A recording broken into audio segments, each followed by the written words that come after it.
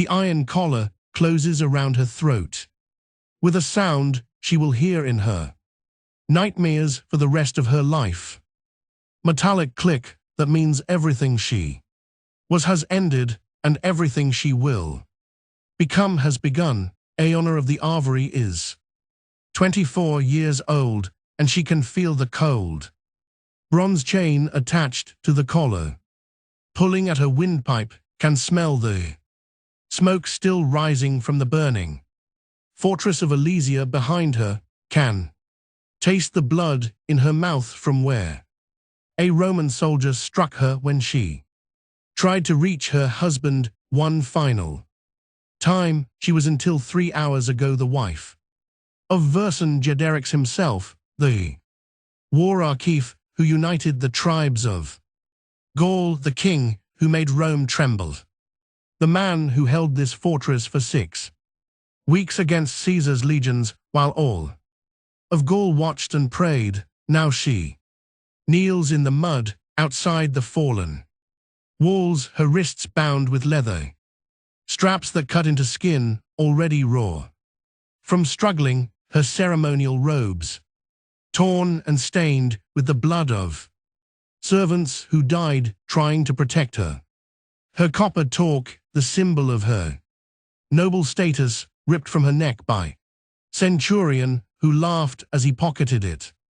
Around her kneel 47 other women of noble birth, the wives and daughters of tribal chieftains who had sheltered behind Alicia's walls, women who commanded servants and managed great households, who wore gold and silver and traded in cattle and grain, who spoke in councils and shaped the politics of nations.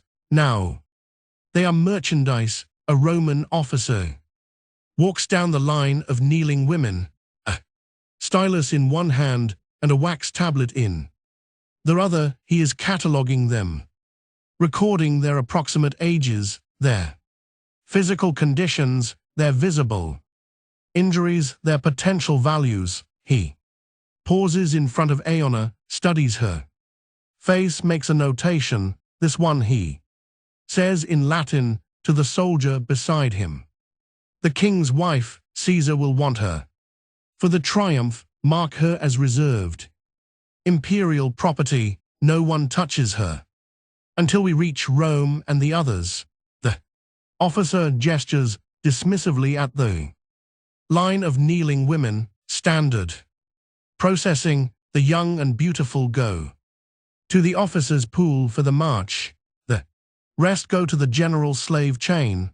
We have a long journey ahead. The men will need entertainment, and these barbarian women will fetch good prices in Rome, regardless of their condition. When we arrive, Aeona understands enough Latin to know what entertainment means. She has heard the stories from women captured in earlier campaigns, stories whispered between tribes, warnings passed from mothers to daughters about what Roman soldiers did to captured women during the long marches from conquered territories to the slave markets of Italy. She looks down the line at the other women. Some are weeping silently, some are staring at nothing, already retreating into themselves. A woman she recognizes, Brigantia, wife of the chieftain Commas,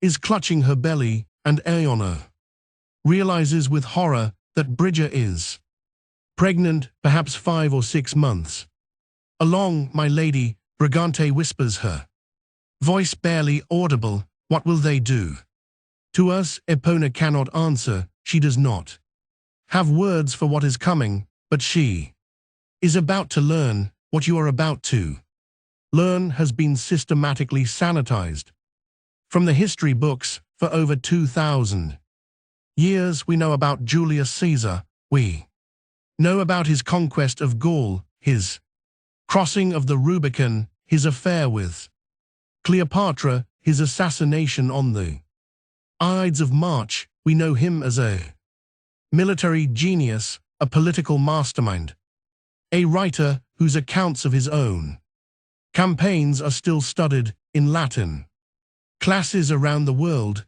but we do not talk about what happened to the women. Caesar's own writings, the Commenta do Gallico, record that during his 8 years of campaigning in Gaul, his legions killed approximately 1 million people and enslaved another 1 million human beings reduced to property, and among those million enslaved were hundreds of thousands of women, wives, and daughters of defeated warriors, women of noble families and common households alike, women who became the spoils of a war they never chose to fight. Tonight you will learn what Caesar's system did to those women. You will learn about the processing camps, where captured women were sorted like livestock, categorized by age and beauty and potential function. You will learn about the long marches from Gaul to Rome, where women were available to soldiers as entertainment for journeys that could last months. You will learn about the triumph ceremonies where noble women were paraded through the streets of Rome in chains, displayed as proof of Caesar's victory before being sold at auction. You will learn about Aeona of the Arvary, who was 24 years old when her husband surrendered at Alesia, who watched the fortress burn while Roman soldiers catalogued her like merchandise, who would spend the next 6 years waiting to be paraded through Rome before learning what fate Caesar had chosen for her. Subscribe if you want to understand this hidden history. Comment below telling me where you are watching from, because Aeona has just been collared as imperial property, and I'm going to tell you exactly what that meant, what the processing involved, what the march required, what the triumph displayed, what the auction determined. But first, I need to warn you, this history is not the romantic adventure that Hollywood depicts. This is not the noble conquest that Latin textbooks celebrate. This is what actually happened to real women. Women with names and families and lives that were stolen from them by a man we still honor with a month on our calendar. I am going to tell you the truth about Caesar's treatment of captured women. I am going to be specific because these women deserve to have their experiences acknowledged accurately, and I am going to make you understand that when we celebrate Caesar's military genius, we are celebrating a system that processed hundreds of thousands of women through institutionalized horror. Let us begin. The Roman system for processing captured women had been refined over centuries of conquest. It began in the immediate aftermath of battle, when the fighting was over and the looting began. Roman military regulations preserved in texts that historians have studied extensively specified exactly how captured populations were to be handled. The process was not chaotic, it was administrative. It was efficient. It was designed to extract maximum value from defeated enemies while maintaining order among victorious troops. The first stage was called the sortitio, the sorting within hours of a fortress falling or a battle ending. Romans officers would establish processing areas where captives were brought for evaluation. Men were separated from women, women were separated from children. The elderly and the visibly sick were often killed immediately. They had no market value and would slow the march. The women who remained were then subjected to what the Romans called inspeo. Inspection, Roman military physicians and slave traders who accompanied the legions would examine each woman. Individually, the examination was thorough. It assessed age, physical health, visible injuries, and what the Romans called serviceability, a clinical term that encompassed fertility, beauty, and suitability for various forms of labor, including domestic service, agricultural work, and what Latin texts euphemistically called bodily service. Modern historians who have analyzed these procedures recognize them as systematic dehumanization, the deliberate transformation of persons into property through bureaucratic process. Psychologists identify specific trauma responses that such processing induces: dissociation, learned helplessness, and what contemporary clinicians call identity dissolution, the breakdown of the victim's sense of self under conditions of total powerlessness. The inspeo took approximately 15 to 30 minutes per woman. During this time, they were required to stand naked while strangers evaluated their bodies, touched them to assess muscle tone and skin condition, examined their teeth and hair, and made notations that would determine their fates. Women were then assigned to categories. The first category was reserved for women of exceptional beauty or high noble status. These women were marked as potential tribute to commanders, potential gifts to political allies, or potential attractions for the Roman triumph, the ceremonial parade through Rome that celebrated military victory. They would be held separately, protected from the common soldiers, fed adequately to maintain their appearance. The second category comprised young, healthy women, suitable for domestic service or for sale to wealthy households. These women would be held in general custody during the march, but would be protected from excessive damage that might reduce their sale price. The third category included women deemed suitable for what the records call camp service, a term that meant they would be made available to soldiers during the journey. These women were considered expendable. Their market value was already discounted. What happened to them during the march would not significantly affect the profits they might generate. The fourth category comprised women whose age or condition made them marginal. They would be sold cheaply at provincial markets rather than transporting all the way to Rome. Many of them did not survive the march. Approximately 80% of captured women fell into the third or fourth categories.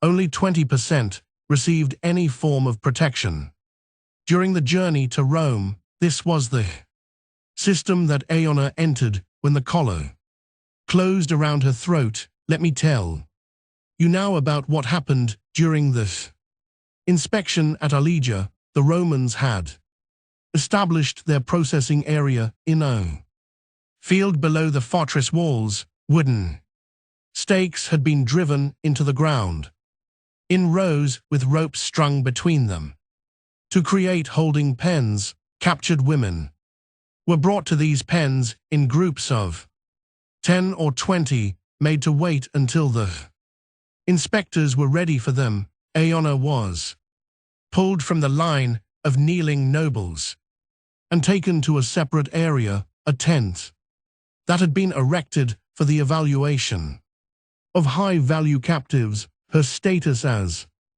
Vercingetorix's wife had already been noted. She was imperial property now, marked for Caesar's triumph, but Protected did not mean untouched. Roman physician named Gas Opus, whose name survives in administrative records. From the campaign, conducted her inspection. He was accompanied by scribe who recorded his observations, and by 2 soldiers who ensured compliance. Stand, Opus ordered. Accented Gallish, he had learned enough of the language to give basic commands. Remove your garments. Epona did not move. One of the soldiers stepped forward and tore the remnants of her ceremonial robe from her body. The cloths, fine wool dyed with expensive blue woe, fell to the muddy ground. She stood naked in the autumn cold, exposed before strangers, the wife of a king reduced to something to be catalogued. Opus circled her slowly, making observations to the scribe. Approximately 24 years, good physical condition despite recent deprivation, clear skin, healthy hair, no visible diseases, teeth intact. Muscle tone suggests active lifestyle. These tribal women work alongside their servants. Unlike Roman ladies, he stepped closer, began the physical examination that the process required. No obvious injuries, no evidence of previous births, potentially fertile. Though we cannot confirm without extended observation, Epona forced herself to remain still. She had heard what happened to women who fought during inspection. Brigantia had struggled and the soldiers had beaten her until she stopped moving. The physician had examined her unconscious body, noted the pregnancy, and marked her for a different category to be held until the child was born, then processed separately from her infant. This one is reserved for the triumph. Opus continued, dictating to the scribe, hold her with the other high-value captives. Standard rations, we need her presentable when we reach Rome. No access for common soldiers, officers only, and only with explicit permission from the general staff. Officers only was not protection, it was a hierarchy of access. It meant that common soldiers could not touch her, but that centurions and tribunes could with permission. It meant that her body was reserved for those of sufficient rank, not that her body was her own. Opus finished his examination and gestured for the soldiers to take her away. One more thing, he said almost as an afterthought, the king's wife should understand what happens if she causes problems. He led her to the entrance of the tent and pointed toward the general processing area where the common captives were being sorted. Watch, he said. Learn. Epona looked. What she saw in that field would never leave her memory. Rows of naked women standing, the cold, inspectors moving between them with the efficiency of merchants at a livestock market. Women who resisted being dragged aside and beaten. Women who collapsed being dragged aside and abandoned. The systematic, methodical, utterly impersonal transformation of human beings into inventory. And beyond the inspection area, the chains, long iron chains with collars, attached at intervals, designed to link captives together for the march. Hundreds of women were already being attached to these chains, fastened at the neck, connected to the woman in front and the woman behind, their identities disappearing into the endless line of human cargo. Your husband united the tribes, Opus said. Your husband made them fight. This is what his war cost them. Remember that when you walk in Caesar's triumph. Remember that every Woman in those chains is there because your husband refused to surrender. Sooner he was trying to break her with guilt, trying to make her complicit in her own degradation. It almost worked.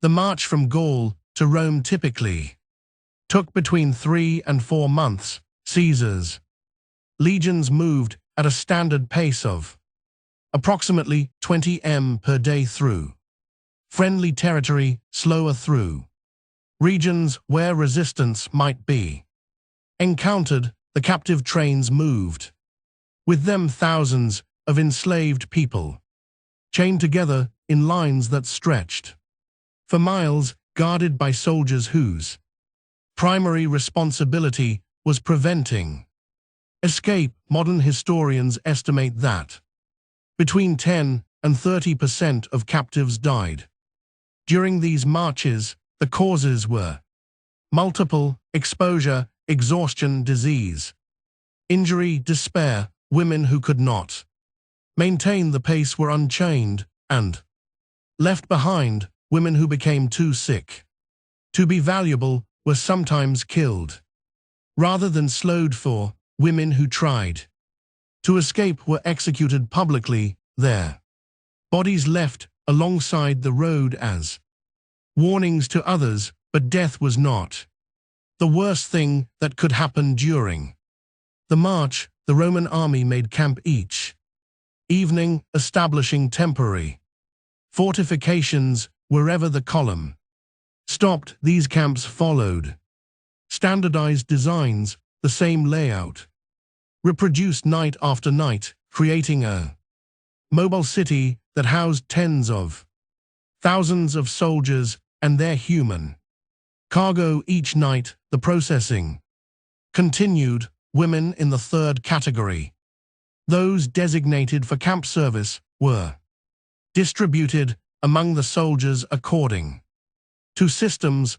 that varied by legion and by commander. Some units operated rotation schedules, others allowed soldiers to bid for access using portions of their pay, others simply permitted first-come access until the women were too exhausted or too damaged to continue.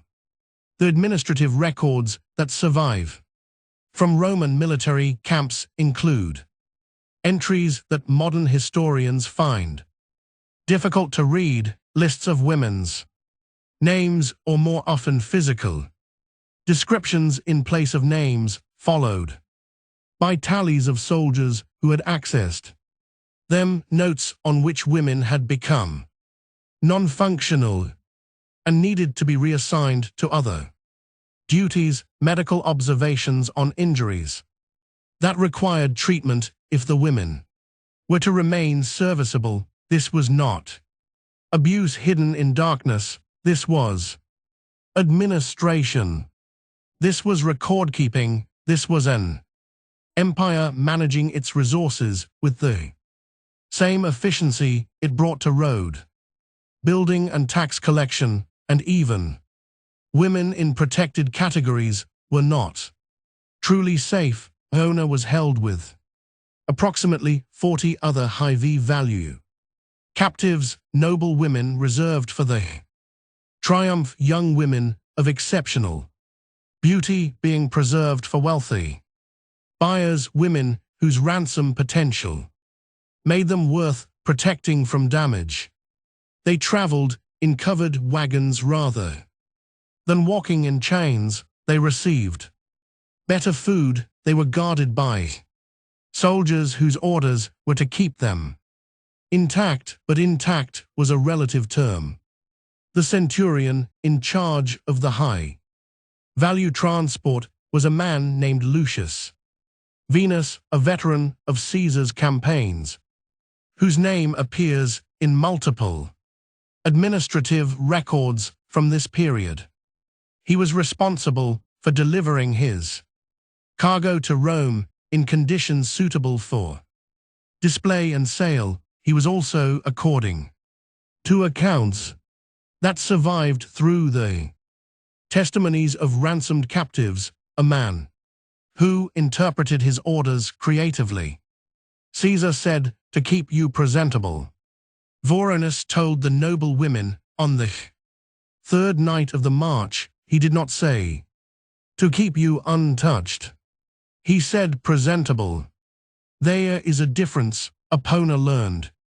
That difference over the following months, the women who obeyed Vorenus without resistance were treated relatively well. They received full rations, warm blankets, even occasional privileges like heated water for washing. The women who resisted were beaten until they stopped resisting, then treated the same as the others. The women who resisted repeatedly were transferred to the general chain, their noble status erased by their failure to cooperate. You have a choice, Venus explained on that third night. You can make this journey easier or harder. You can arrive in Rome able to walk with dignity in the triumph, or you can arrive broken and be sold to a brothel. The outcome depends entirely on how much trouble you cause me. This was the choice the system offered: compliance in exchange for preservation of some fragment of dignity, resistance in exchange for destruction. Modern psychologists recognize this as a deliberate trauma architecture, the creation of conditions where victims are forced to participate in their own degradation to avoid even worse outcomes. The system was designed not just to break bodies, but to break spirits, to make women complicit in what was done to them, to destroy the possibility of maintaining integrity under conditions of total powerlessness. Approximately 60% of noble women held in high-value transport cooperated with their guards during the march.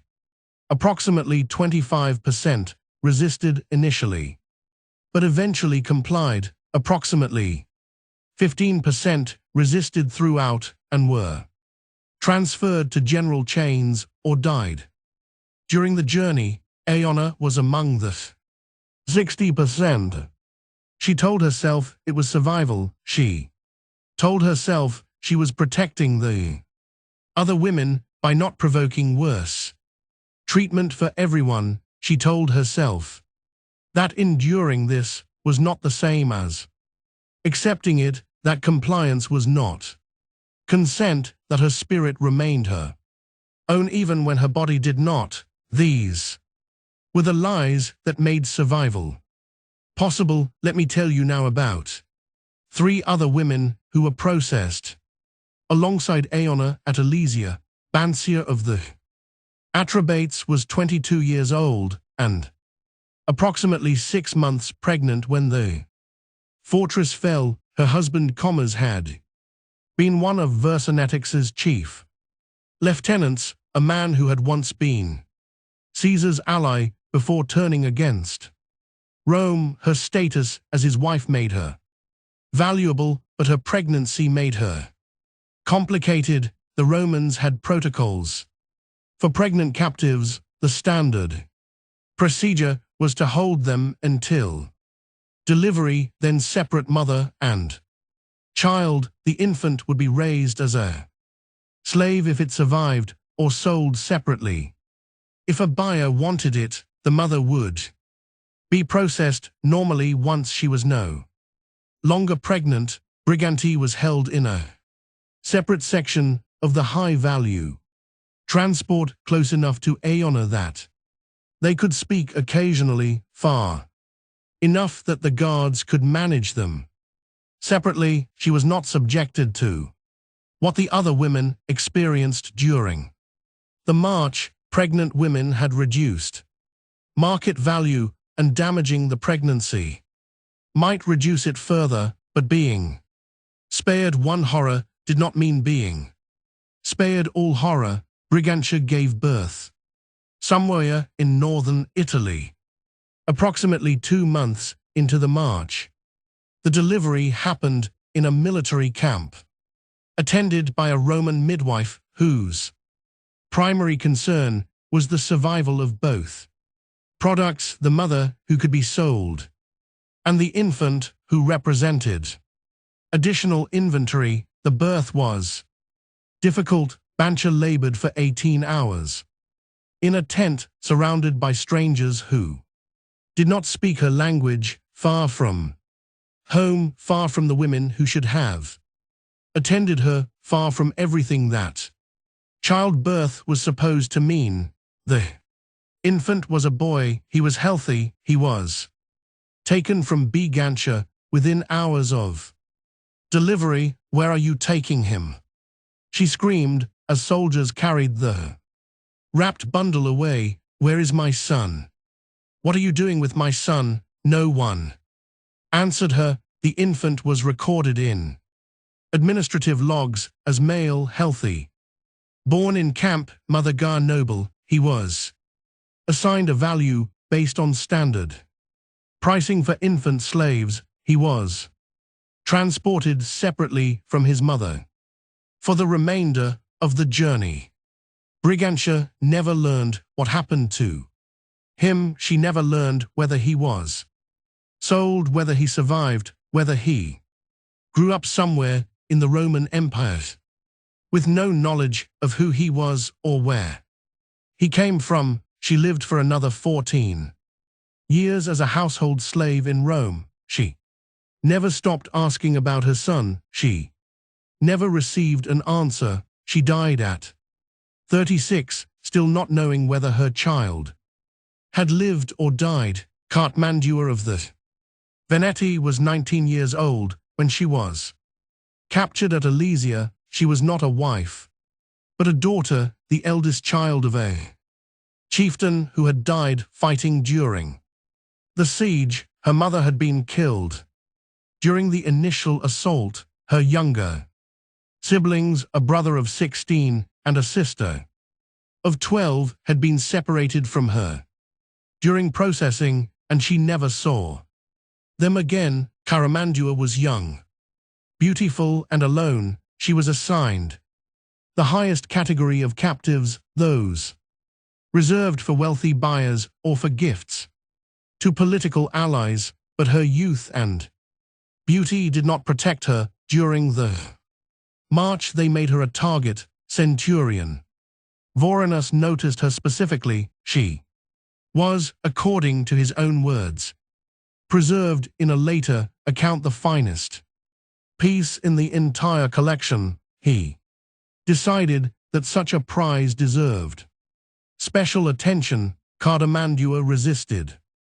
The first time Venus approached her, she thought she scratched his face badly, enough to leave permanent scars. She was beaten unconscious for this resistance, and when she woke, she was no longer in the high-value wagon. She had been chained in the general line. What happened to her over the following 3 months is documented in fragments, testimonies from other captives who survived, administrative notes about a Veneti girl who required repeated medical treatment, observations from the slave traders who eventually received her in Rome. By the time the column reached Italy, Cardamandua was no longer the beautiful young woman who had been categorized as highest value merchandise. She was damaged physically, psychologically, in ways that the Roman system had inflicted deliberately. Because she had dared to resist, she was sold at auction in Rome for less than 1/10 of what she would have brought. Before the march, the buyer was a man who operated an establishment in the Sabura district, Rome's most notorious neighborhood. The nature of her remaining years can be inferred from the location. She died at 23. The cause of death was recorded as fever, though modern historians suspect the euphemism concealed something more deliberate. Vala of the Nervi was 31 years old and had already been a captive once before, during Caesar's earlier campaign against the Nervis 7 years before Alicia. She had been captured along with her first husband and their household. Her husband had been executed as a leader of resistance. She had been sold to a Roman merchant who used her as a domestic servant for 3 years before she managed to escape and make her way back to Gaul. She had remarried, rebuilt her life, sworn that she would die before being taken again, and then Alicia fell. Valletta was captured for the second time, processed through the same system she had experienced before, but this time was different. The Romans had records of her previous captivity. They knew she had escaped. They knew she was, in their terminology, a flight risk. Flight risks received special treatment.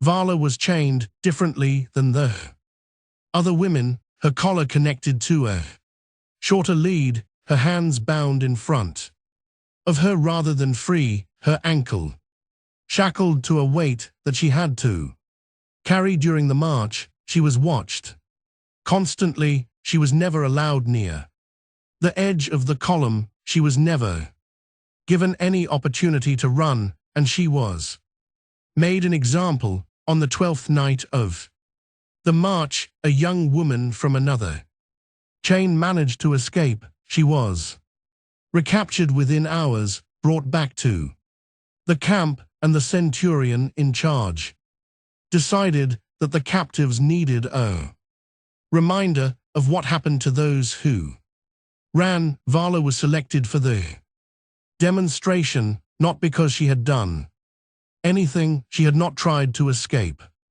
Not yet, but she had escaped before. And the Romans wanted every captive to understand what that history meant. What was done to Vala that night was witnessed by hundreds of women in the camp. It was done publicly, deliberately, as education. Modern trauma specialists identify such practices as demonstration torture, the deliberate infliction of suffering on one person to psychologically control others. The technique is documented across many cultures and historical periods. Its effectiveness comes from making witnesses feel simultaneously powerless to help and grateful not to be chosen. Vala survived the demonstration. She marched the remaining months to Rome. She walked in Caesar's triumph. She was sold at auction. She lived for another 22 years as a slave in a Roman household, according to the account of a woman who knew her later. Vala never spoke about that 12th night of the march. She never spoke about any of it. She had learned during her years in Roman captivity what modern researchers call trauma-induced mutism, the loss of ability to speak about experiences too overwhelming to articulate. She died at 53, still silent about what the system had done to her. Now let me tell you about Caesar himself. Julius Caesar was, by the standards of his time, not considered unusually cruel.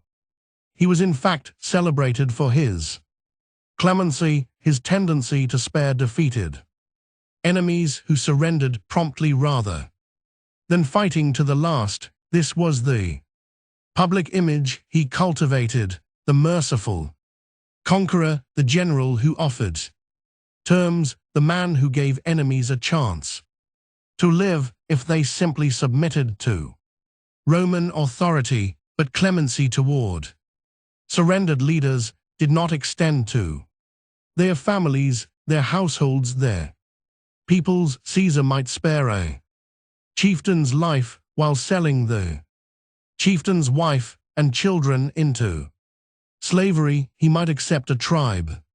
Surrender while allowing his soldiers to plunder and capture at will, and Caesar wrote about it. His commentary de Bellowo contained passages that read, carefully describe exactly what happened to defeated populations. He writes with pride about the number of captives taken, about the wealth of slaves that his campaigns generated, about the economic benefits that flowed to Rome from Jic suffering. In his account of the campaign against the Veneti, the tribe from which Cartimandua came, Caesar writes, I decided to punish them more severely so that in future the barbarians would be more careful to respect the rights of ambassadors. I therefore put to death all their chief men and sold the rest into slavery. Sold the rest into slavery, 5 words that encompass the destruction of thousands of lives, 5 words that concealed processing camps and inspections and marches and auctions and the systematic violation of human beings.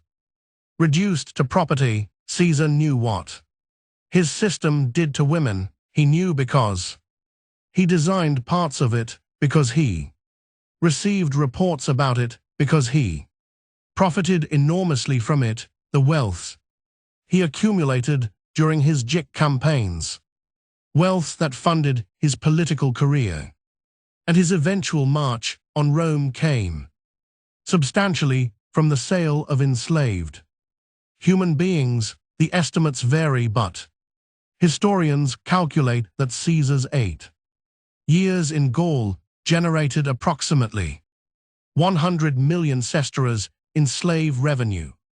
Alone, 1 million human beings sold as property, generating wealth that shaped the future of civilization, and among those million were the women, the wives, who watched their husbands die and were then processed through a system designed to extract maximum value from their bodies.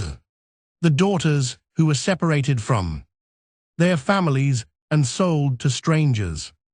The mothers whose children were taken and sold separately. The women of every age and status who entered Caesar's system as people and emerged as merchandise. This was what clemency meant in Roman practice. This was what victory required. This was what empire cost. The Roman triumph was the most elaborate celebration in the ancient world. When a general achieved a sufficiently impressive victory, the Senate might vote to award him a triumph, a ceremonial parade through the streets of Rome that displayed his conquests to the citizens. The triumph was both political theater and religious ritual, a demonstration of Roman power that reinforced the legitimacy of the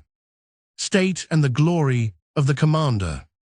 The triumph that Caesar celebrated for his Jic conquests took place in 46 years before the Common Era, 6 years after the fall of Alesia. During those 6 years, Caesar had been occupied with civil war, with campaigns in Egypt and Asia, with the consolidation of his power over the Roman state, but he had not forgotten Gaul. He had not forgotten the captives who would prove his victory. Verse and had been held prisoner for those 6 years, confined in a cell beneath the Roman Forum, kept alive specifically so that he could be displayed in the triumph before being executed.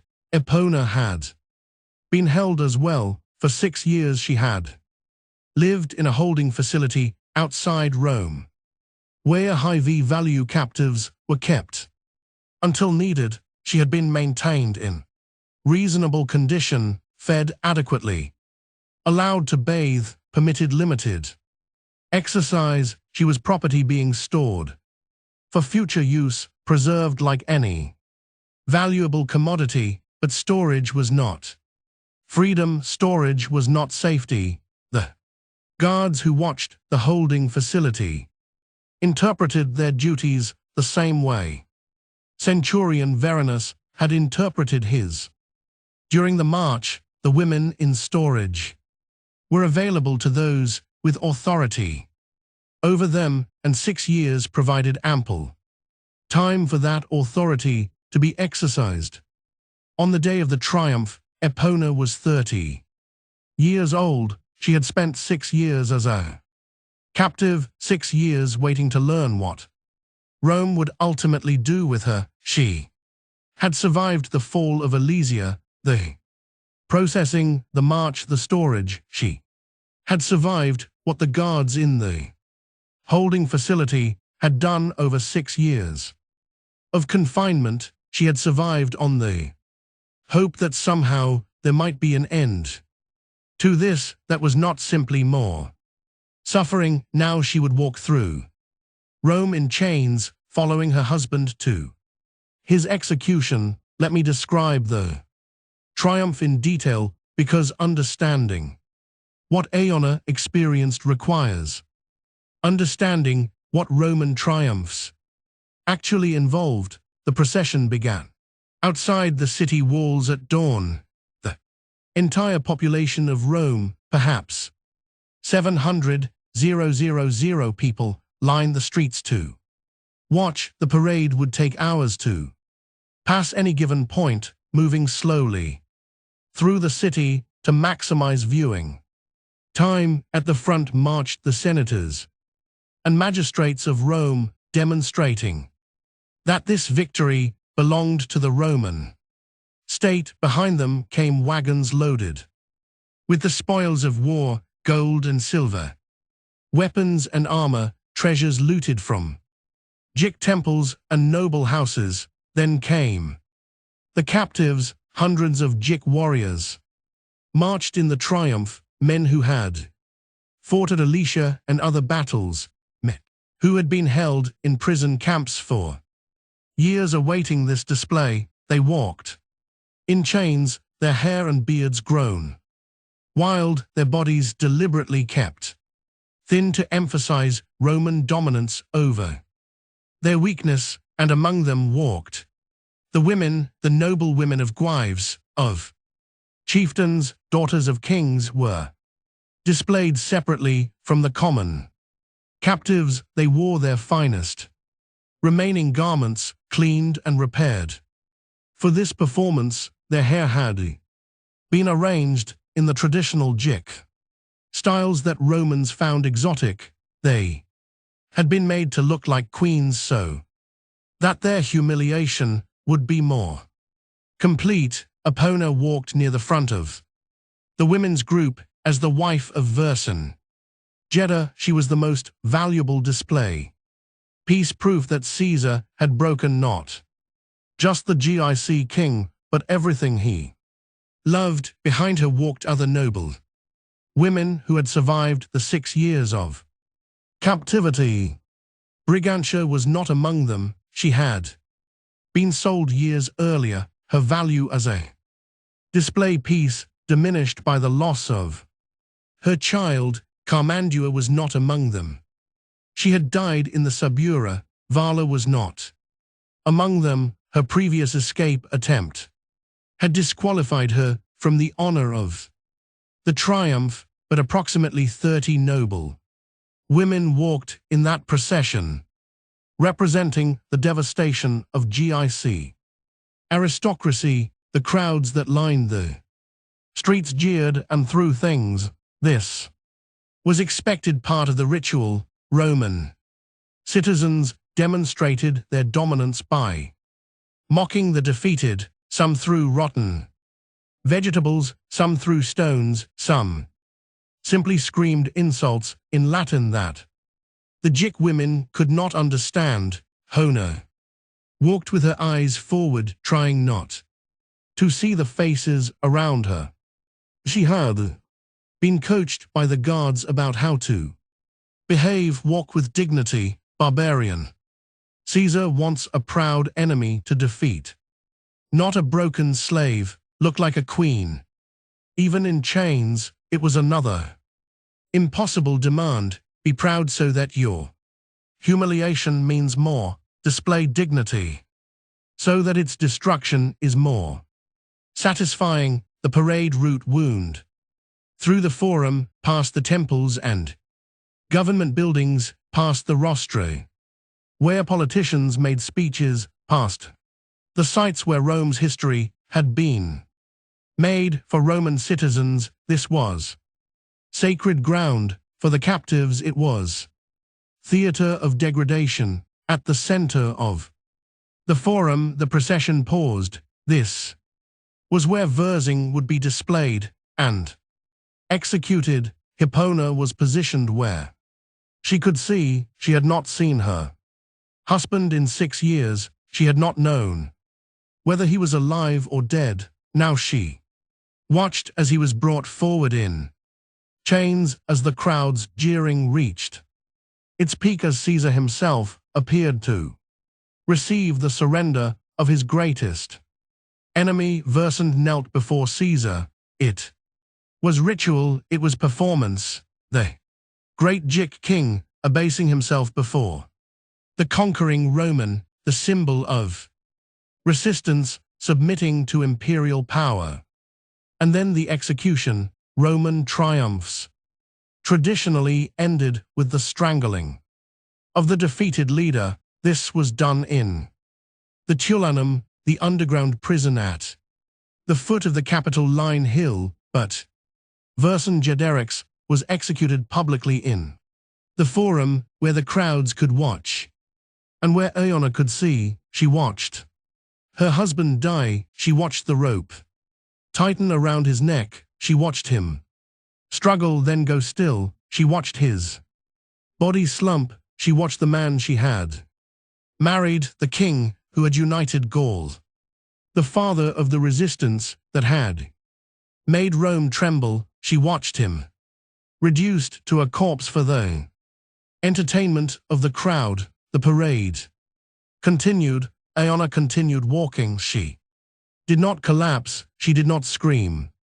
She did not give the Romans the satisfaction of seeing her break, but something inside her broke anyway. Modern trauma specialists describe this kind of experience as witnessed execution trauma, the psychological devastation of being forced to watch the killing of a loved one, especially under conditions of public spectacle and personal powerlessness.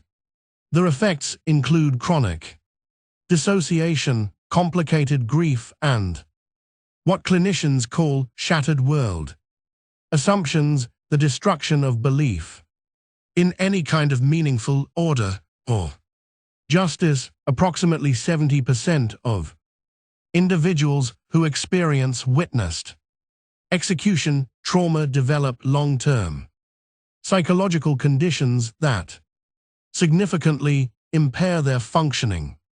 Approximately 40% never recover enough to form new relationships or rebuild their lives. Epona was about to discover which percentage she belonged to. After the triumph, Epona was taken to the slave market, the Forum Boreum. The cattle market was also Rome's largest venue for slave auctions. The symbolism was deliberate. Human beings were sold alongside livestock in the same facilities, using the same techniques. Epona was displayed on a wooden platform, stripped of the ceremonial garments she had worn in the triumph, her body available for examination by potential buyers. A placard around her neck described her provenance. Jic, noble, widow of Versand, age 30, previously unowned, undamaged. The word undamaged was a technical term. It meant she had no visible injuries, no obvious diseases, no physical conditions that would reduce her market value. It did not account for what 6 years of captivity had done to her mind. It did not account for what watching her husband's execution had done to her spirit. It did not account for what the guards in the holding facility had done to her body. Undamaged was a lie, but lies were standard in slave marketing. The auction proceeded according to established protocols. Bidders examined her, looked at her teeth, felt her muscles, asked questions about her history and health. The auctioneer emphasized her noble status, her connection to the famous Versaterix, the prestige of owning Caesar's most celebrated captive. She was sold to a man named Marcus Junius Solanus.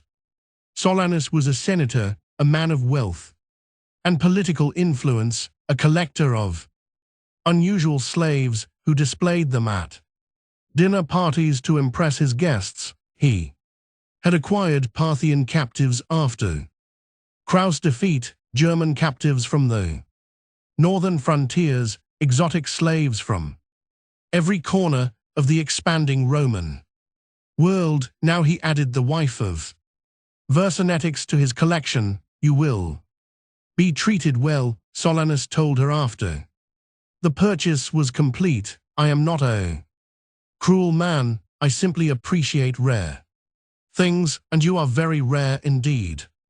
The only requirement is that you perform appropriately when I have guests. Tell them your story, show them what Rome's greatest enemy has been reduced to be an ornament to my household, and your life here will be comfortable. Iona understood what he was asking. She would be a display piece, a conversation starter, a living trophy that proved Roman superiority over barbarian resistance. And if I refuse, she asked. Salilvanus smiled. You will not refuse slaves who refuse their masters.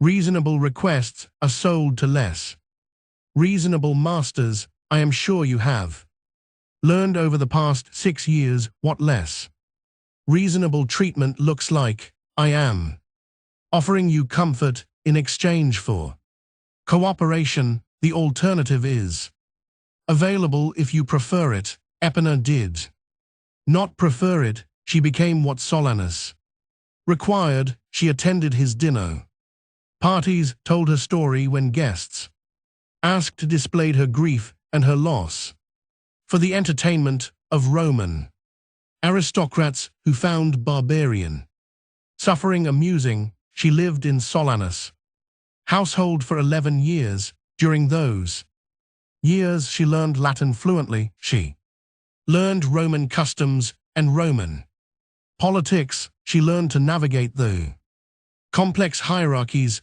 of a wealthy Roman household where even slaves had ranks and relationships and territories they defended. She never tried to escape. Where would she go? Gaul was occupied. Her family was dead or scattered. Her people were enslaved throughout the empire. There was no home to return to. She never formed close relationships. The other slaves in the household viewed her with a mixture of awe and suspicion. She was too important to befriend, too dangerous to antagonize, too broken to truly know. She never stopped dreaming about Alesia, about the fortress burning, about the collar closing around her throat, about her husband kneeling before Caesar, about everything that had been taken from her, and she never stopped waiting for what she could not have said, perhaps for death, perhaps for some change in circumstances that might give her life meaning again, perhaps simply for the passage of enough time that the memories would fade. Memories did not fade. 11 years after her purchase, Aeona was present at a dinner party that would change what remained of her life. the guest of honor, was a young man named Marcus Antonius. Mark Antony, who was at that time one of Caesar's most trusted lieutenants. He had served in Gaul during the campaigns that had captured Aeona. He had been present at Alicia. He knew her story, the king's widow. Antony said, when Silvanus presented her, I remember. You were magnificent when they brought you out of the fortress, covered in blood, fighting even though you knew it was hopeless. We had to have 6 men restrain you. The Pona said nothing. She had learned that silence was usually safer than speech. Tell me, Antony continued, do you still have that fire? Or has Rome burned it out of you? Rome has taken everything from me, said. Whether the fire remains, I cannot say. I have had no opportunity to test it. Antony laughed, a diplomat's answer. Perhaps you have become more Roman than you know. He turned to Silanes. I want her. The negotiations took place over Aeona's head, as such negotiations always did. She was property. Her preferences were irrelevant. Antony wanted her. Silanus was willing to sell.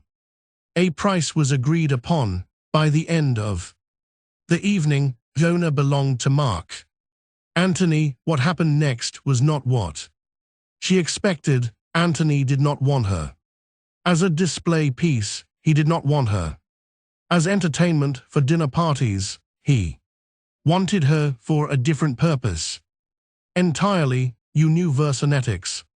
Antony told her the morning after her purchase. You knew his strategies, his alliances, his methods for uniting the tribes. You understand the Gic mind in ways that no Roman ever will. I am going to use that understanding. For what purpose? Caesar is preparing new campaigns.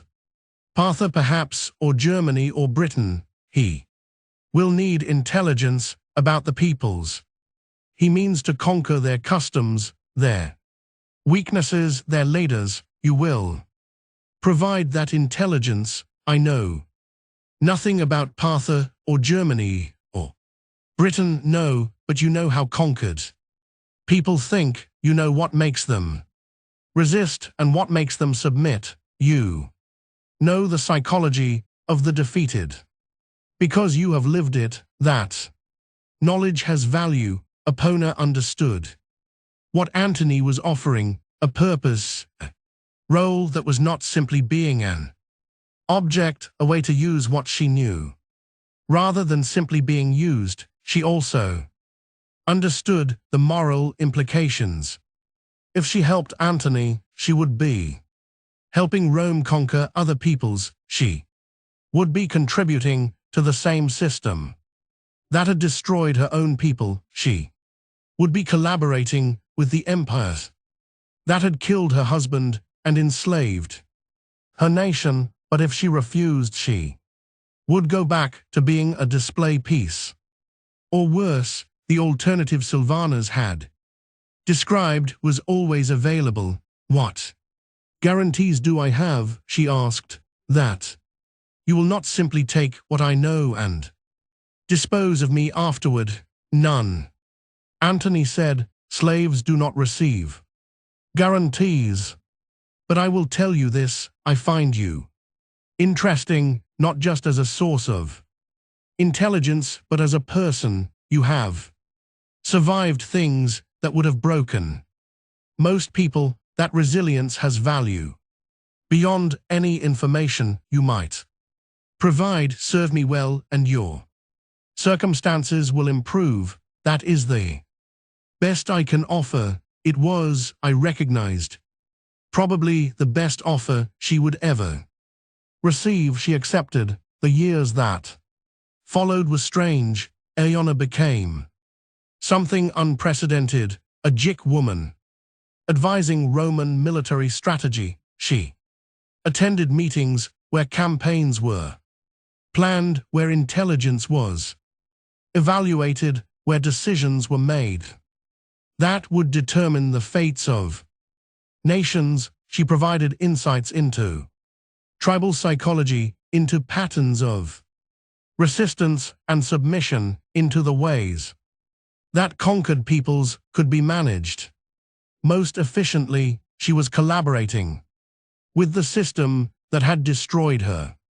She was helping the empire expand. She was contributing to the enslavement of other peoples, and she was surviving. Modern psychologists identify her adaptation as a form of identification with the aggressor, a survival mechanism in which victims adopt the perspectives and behaviors of those who have power over them. The mechanism is controversial because it involves genuine psychological change, not merely performance. Those who experience it often struggle to reconcile their actions with their previous identities. Ona struggled. She told herself she was gathering information for some future resistance, but there would be no resistance. She told herself she was protecting other peoples by teaching Romans how to treat them less brutally.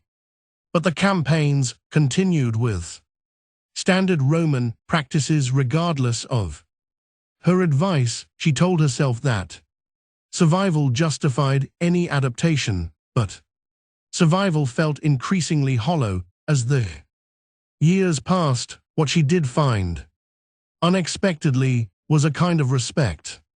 Antony valued her intelligence. Caesar, when he met her, was fascinated by her perspective on his own campaigns, seeing his victories through the eyes of the defeated. Other Roman officers sought her advice not because she was beautiful or exotic, but because she knew things they needed to know. It was not freedom, it was not healing, it was not justice, but it was something.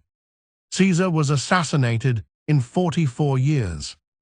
Before the Common Era, Epona watched the aftermath from within Antony's household, the chaos, the conspiracy, the civil wars that followed. She watched Rome tear itself apart over questions of power and succession. She watched the system that had conquered her nation destroying itself from within. She felt nothing. That absence of feeling was, she recognized, its own form of damage. She should have felt satisfaction watching her conquerors, murderers celebrate. She should have felt hope, thinking that Rome's weakness might mean freedom for its enslaved peoples. She should have felt something.